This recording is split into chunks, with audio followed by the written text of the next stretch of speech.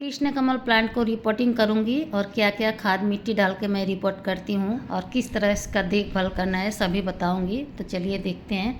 ये कृष्ण कमल प्लांट मेरे पास 3 साल से है और इसके जो पॉट का साइज़ है ये है 10 इंच का पॉट। ये पौधे के लिए छोटा पड़ रहा है क्योंकि बहुत ज़्यादा जड़ हो गए हैं। मिट्टी में सिर्फ जड़ जड़ दिखाई दे रहे हैं। देखिए मिट्टी उठा रही हूँ तो सिर्फ जड़ ही जड़ है और ये प्लांट 3 साल का है। तो मैं क्या करूँगी, ऐसा बड़ा सा 25 लीटर का बाल्टी में लगा दूँगी। तो ये 25 लीटर का बाल्टी सही रहेगा क्योंकि प्लांट पुराना है। तो चलिए मैं मिट्टी दिखाती हूँ कैसे मिट्टी होगी और कौन कौन से खाद डालेंगे। मिट्टी में पहले ली हूँ नॉर्मल गार्डन सॉयल, काठ का भूसा और यहाँ पे वर्मी कंपोस्ट आप देख पा रहे होंगे और थोड़े से मैं रेत भी मिलाई हूँ मिट्टी में। मेरे यहाँ की मिट्टी रेतीली है फिर भी मैं थोड़ी सी मिला दी हूँ। रेतीली मिट्टी पसंद है कृष्ण कमल पौधे को। और मिलाऊंगी बोन मिल। बोन मिल आप अगर ना चाहें तो नहीं भी डाल सकते हैं। आपको अगर मन ना हो तो आप इसकी जगह पर स्टोन डस्ट पाउडर मिला सकते हैं। चाहे मार्बल का घिसाई से जो पाउडर निकलते हैं उससे बना के रखे होंगे उसको डाल सकते हैं, या तो खरीद के मिल रहा है तो आप खरीद के डाल दें स्टोन डस्ट पाउडर।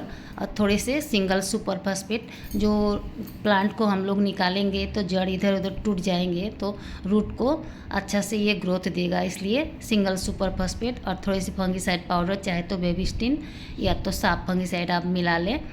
तो यहाँ पर मैं देखिए नीम खली थोड़ा ज़्यादा डालूंगी क्योंकि इसकी मिट्टी जो मैं तैयार की हूँ उसमें मैं काठ का भूसा मिलाई हूँ और काठ का भूसा जिस चीज़ में मिलाते हैं जो भी मिट्टी में थोड़ा फंगस लगने का डर रहता है तो आप नीम खली थोड़ा ज़्यादा मात्रा में डाल दें। अगर आप काठ का भूसा में पौधे लगा रहे हैं तो ज़रूर आप नीम खली थोड़ा ज़्यादा करके डालें और फंगीसाइड पाउडर हिसाब से ही डालना है, 1 से 1.5 चम्मच, इससे ज़्यादा नहीं। जैसे 25 लीटर का बाल्टी है तो 1 से 1.5 चम्मच ही काफ़ी है। ये जो काठ का भूसा है ये काफ़ी हल्का होता है और मिट्टी अभी आजकल मिलती नहीं है तो इसीलिए मैं काठ का भूसा पहले ही ला के रख ली हूँ। उनको भिगो भिगो के मैं सड़ा के रखती हूँ और उसके बाद सुखा के फिर अपने मिट्टी में मिला के वर्मी कंपोस्ट, थोड़ी मिट्टी, थोड़ी रेत और ये खाद वगैरह डाल के कोई भी पौधा रोपती हूँ तो अच्छे से ही चलते हैं। अगर आपके वहाँ मिट्टी ना मिले तो आप इस तरीका को अपना सकते हैं। देखिए बाल्टी में सबसे नीचे आपको बालू रख लेने हैं, जो रेत होता है नदी का, उसमें अच्छे से ड्रेन हो जाते हैं पानी। जो आप खाद मिट्टी डालेंगे तो खाद मिट्टी बहना नहीं चाहिए और पानी निकलना भी ज़रूरी है। तो होल नीचे किया हुआ होगा वहाँ पे आप रेत डाल लें। रेत डालने के बाद कोई भी आप कचरा डाल दें, जैसे छत झरा हुआ कचरा या तो मैं जो काठ का भूसी का वो बड़े बड़े टुकड़े थे वही सब मैं डाल दी हूँ नीचे और थोड़े पत्ते वगैरह भी डाल दी हूँ ताकि ये पॉट बड़ा है भरने में आसानी हो।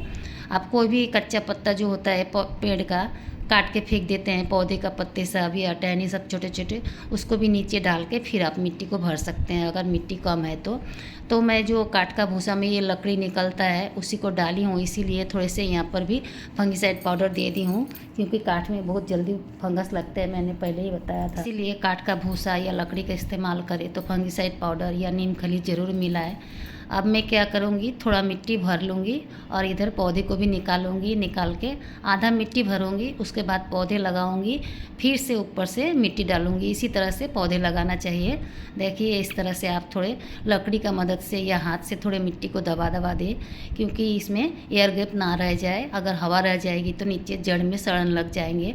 ये पौधे को मैं बहुत दिक्कत से निकाली हूँ क्योंकि पॉट के नीचे मैं सिल्वर का कुछ एक रॉड जैसा लगाया था ताकि ये पौधा बना रहे, अपने जगह पे हिले ना। अब क्या करना है, जो नीचे रेत और पत्थर दिए होंगे, अगर आप लोग अगर रिपोर्ट कर रहे हैं तो रेत और पत्थर को आप बाहर कर दें क्योंकि ये मिट्टी में जाने वाले हैं तो इसके जड़ के पास पत्थर और रेत नहीं होने चाहिए, तभी इसके रूट अच्छे से मिट्टी को पकड़ेंगे।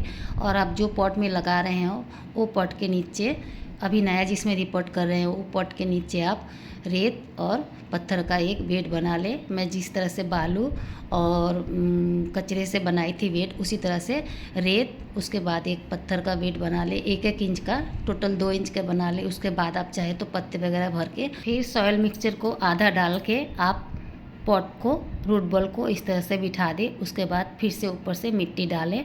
मेरा ये जो पौधा है जब मैं लगाई थी पहले से तब से ये टेढ़ा हुआ था तो मैं क्या की हूँ, रूट बॉल सहित इसको थोड़े से आगे खींच ली हूँ ताकि जो इसके मेन रूट है ये सीधा जाए और बीचों बीच रहे। कोई भी पौधे का रूट बीचों बीच रहने से अच्छा लगते हैं, लेकिन ये पहले से ही मेरे से टेढ़ा हो गया था। तो अब मैं क्या कर रही हूँ, जो रूट बॉल है मैं उसको थोड़े से आगे की ओर खींच के बीच में कर दी हूँ ताकि इसके जो मेन शाखा है वो बीच में रहे तो पौधा देखने में भी सुंदर लगते हैं। कोई भी पौधा को बीच में अगर रोपा जाए तो अच्छा लगता है, इसीलिए मैं इसे बीच में कर दी हूँ। अब क्या करना है, इसके जो मिट्टी है हल्के हल्के कोई टूल की मदद से, चाकू या और कोई औजार की मदद से, लकड़ी से या तो लोहे की सीख से आप ढीले कर दे थोड़े थोड़े करके, ताकि इसके जो रूट है आराम से ये मिट्टी में चल पाए। देखिए अब ये पौधा बीचों बीच लग गया है। लगाने का बाद ये जो किनारे का मिट्टी करीब 3 इंच खाली है, इसको कोई लकड़ी का मदद से या रॉड का मदद से आप इसको धीरे धीरे नीचे कर दें, ताकि ये अच्छे से जड़ में चला जाए और हवा भी ना रहे। हवा रहेंगे भीतर तो जड़ में फंगस लगने का डर रहता है, इसीलिए ये करना ज़रूरी है। और मिट्टी को इसमें जो जितना मिट्टी चाहिए आप उतना मिट्टी को इसमें भर दें और ऊपर से 3 इंच खाली रखें पानी डालने के लिए। 3 इंच ज़रूर खाली रखें कोई भी पौधा रोपे। अगर छोटा पौधा हो तो आप 2 इंच खाली रखें, और बड़ा ऐसे पौधा और बड़ा गमला हो तो आप 3 इंच खाली रखें। कभी खाद डालनी होती है, पानी डालना होता है, इसीलिए ऊपर से ज़रूर आप 3 इंच 3.5 इंच तक खाली रखें। बड़े पॉट में, छोटे में थोड़ा कम भी रखने से होंगे। चलिए आप जानते हैं ये पौधे को रखना कहाँ है। ये पौधे को आप कहीं भी रखें, धूप वाली जगह में रखें। इसको आप छाया में रखेंगे तो इसके पत्ते तो होंगे, इसमें फूल नहीं आएंगे। तो इसको पूरा धूप चाहिए, कम से कम 8 घंटे के धूप होना ही चाहिए ये पौधे के लिए। अभी इसमें अच्छे से फ्लावरिंग करते हैं और ये पौधा में गर्मी का शुरू से फूल आना शुरू हो जाता है और बरसात तक इसके फूल चलते हैं। अक्टूबर नवंबर तक फूल आते रहते हैं। और एक वैरायटी है मरून कलर की जो साइज़ में थोड़ा छोटा होता है, उसमें बहुत ज़्यादा फूल आते हैं। जैसे ये लाल वैरायटी का है तो इसमें अगर 10-15 फूल आ रहे हैं तो उसमें 20-25 करके फूल आएंगे। तो अगर आप ख़रीदना चाहते हैं कृष्ण कमल तो आप मरून वाली वैरायटी खरीदिए, या नीला वाला जो नीला किनारे किनारे रहता है, बीच में हल्का सफ़ेद रहता है, वो वाला वैरायटी खरीदिए, उसमें ज़्यादा फूल आते हैं। ये लाल वाला में थोड़े कम आते हैं। ये है मरून वाला मैं दिखा रही हूँ, देखिए इसमें खूब फूल आते हैं। इसमें अगर एक बार में फूल खिले 5, 6, 7 खिल जाते हैं छोटे पौधे में। अगर बड़ा पौधा हो तो एक बार में 20-25 फूल खिलते हैं।